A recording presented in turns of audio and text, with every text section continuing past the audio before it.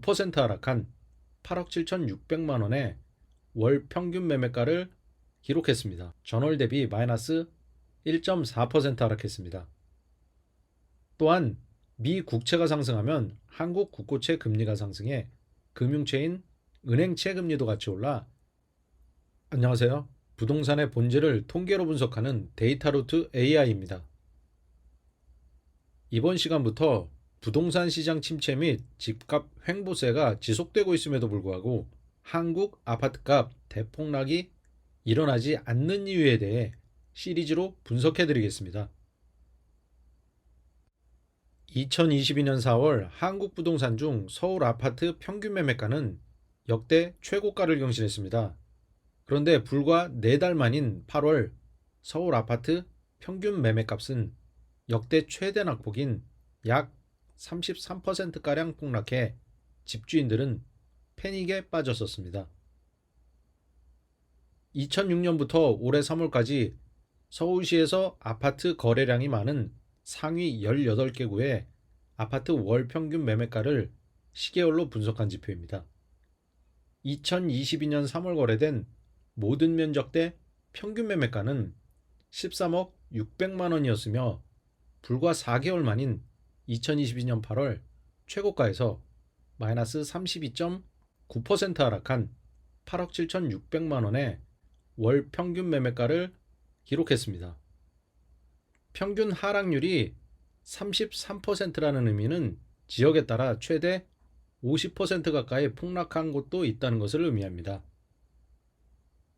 부동산 시장 폭락의 원인은 2022년 2분기 이후 급격한 경제 성장률 둔화로 인한 실물 경제 악화, 그리고 미국 실물 경제의 높은 인플레이션으로 인한 미 연준의 급격한 금리 인상과 한국은행 기준금리 인상 등 거시경제 악화 때문입니다.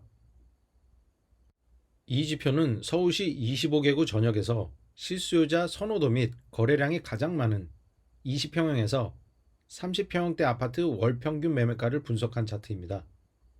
2022년 1월 월 평균 매매가가 13억 원에 육박하며 최고가를 기록했지만 2023년 4월 1차 폭락 시 최고가에서 마이너스 26.9% 폭락했고 2차 폭락 시 최고가에서 마이너스 21.5% 폭락하며 낙폭을 줄였습니다.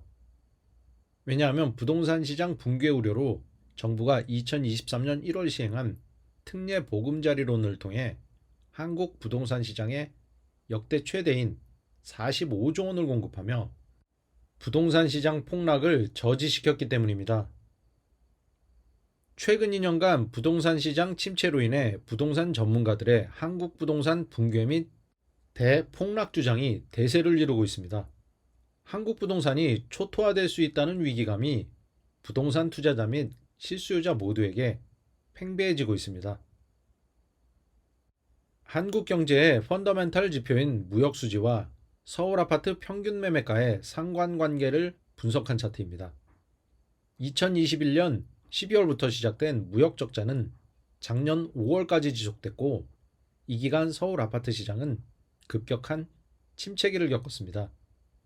앞서 설명드린 것처럼 특례 보금자리론 43조 원이 공급되지 않았다면 한국 부동산 시장은 말 그대로 초토화되며 한국 경제 붕괴로 이어질 수도 있었습니다.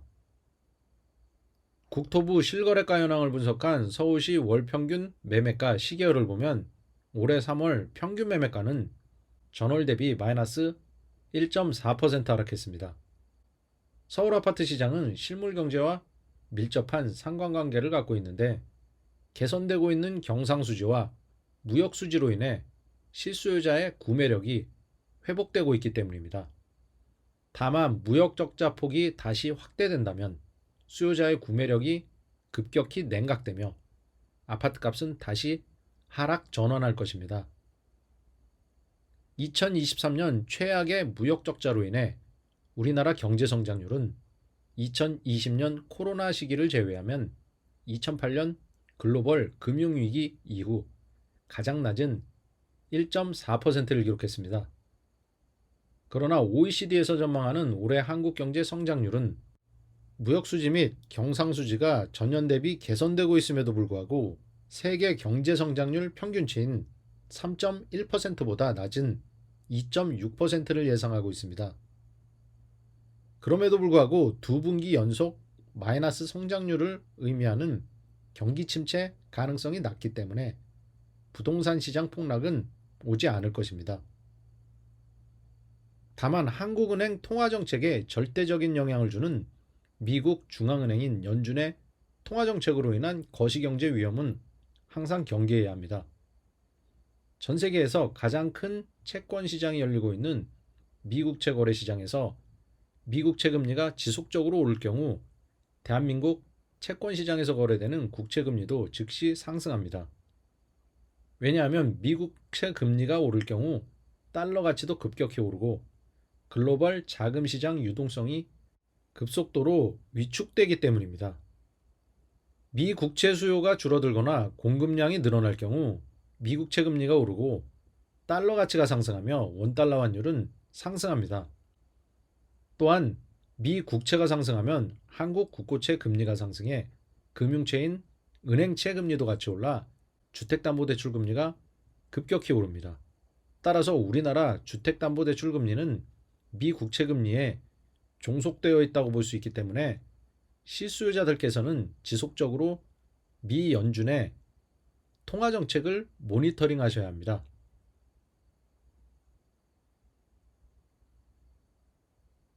미국채 금리와 한국 국고채 금리를 비교한 지표입니다.